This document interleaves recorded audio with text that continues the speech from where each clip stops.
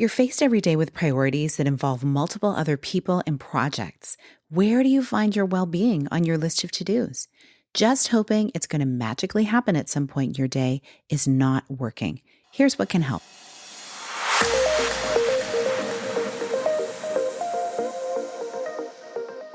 Hi, welcome to the Connect with Sheila podcast. I'm an entrepreneur, self-care strategist, and creator of the Seasons Self-Care app. I'm committed to helping you reconnect to your purpose, elevate your well-being, and build your version of a happy, successful life. You're listening to a Monday minisode where I share an insight designed to help you live into what lights you up this week. And as I look at the week ahead, I think about all of the projects and plans and all of the innovation and all of the excitement and enthusiasm and sometimes the stress and the overwhelm and the questions of where to focus that all of us encounter, no matter where we find ourselves, whether you're building a career, building your home, building a business. There is so much involved. And what I want to draw your attention to is an analogy that comes from my witness and study and experience with people in business, leading businesses, building amazing, incredible companies. And that is this view of what is the role of a CEO? And that term means Chief Executive Officer. I've heard someone once say they are the CVO, the Chief Vision Officer, because ultimately that's what a CEO is. The person who is casting the vision for the direction of their company and of this enterprise that they have entered into. And these CEOs or CVOs are not doing it alone. Certainly when you're starting your business, it can feel like you need to wear all the hats, and that's just totally a reality for many people.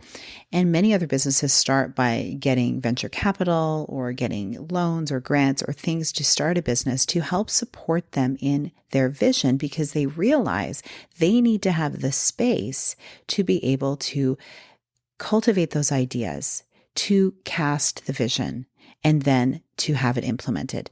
It can be challenging to do it all. So some people start small. Some people go for the big deals so that they can get going faster. There's different ways of doing it. But the key element here is when you are the CEO, you are in charge. And you need a team and you need the support and structures to help give you everything you need to create the outcome that you are after. It's not something you can just throw against a wall and hope that it'll all work out. Certainly some of our ideas and the creativity, that's where it can come from.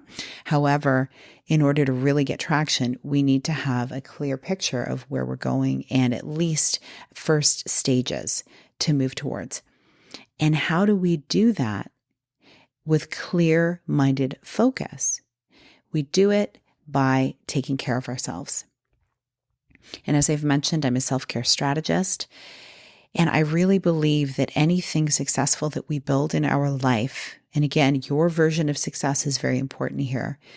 You get to decide what that means, but any version of success that you create has to come from a place where you have clarity. And that place of clarity comes from having a rested mind, having space to allow the ideas to flow and to land, and for you to be able to take space to sit with these ideas and cast the vision and see where are the possibilities, where can this go? And in order to do so, you need to be feeling well. You need to have the support in your well-being to do these things. And so I'd love to transfer this idea. I'd love to have you think about this week. The idea of being the CEO of you. So there's your occupation, your business, your career, etc. But then there's also you. How do you want to show up in the world? What's your vision for how you want to be perceived and remembered when people look back and think of you? So to do that, you also need to create space for you to get still and quiet, to connect with those things that are most important to you in your purpose and in your life, the vision for your future. And so it really all starts with self-care. I've been saying this for a while. I've been beating this drum and I'll continue to do it because when you are clear-headed and caring for yourself, everything else gets better and everyone around you benefits because you're showing up as the most clear-minded, rested, whole person that you can be. And there's always iterations of this. I get it. But ideally, when you are doing these things, when you're rested and you're able to have focus, you're not needing to repeat things over and over. You may be making less or fewer mistakes. You're able to know who is the best person to help you on a certain project, who to delegate to. You have the clear-minded presence to be able to make good choices. And you get to make decisions faster instead of needing to go back and forth, make a decision, change your mind, go back, make a different choice. It saves so much time. So as you're going about your week, I want you to think about what is your vision for this week, and then also move forward to what is your vision for your life? As far ahead as you can think and work backward to what does that look like in terms of you being the person you need to be today in order for that to come to pass. And I really believe it starts with you feeling at your best.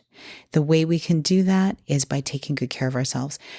Now, in my season self-care app, you will see there is what I call the cyclical self-care primer, and it talks about how to envision your self-care from a cyclical perspective, because the women I work with, and really all of us humans, we are cyclical creatures, right? Just like the days and the years and the seasons and the months are all very cyclical. So are we.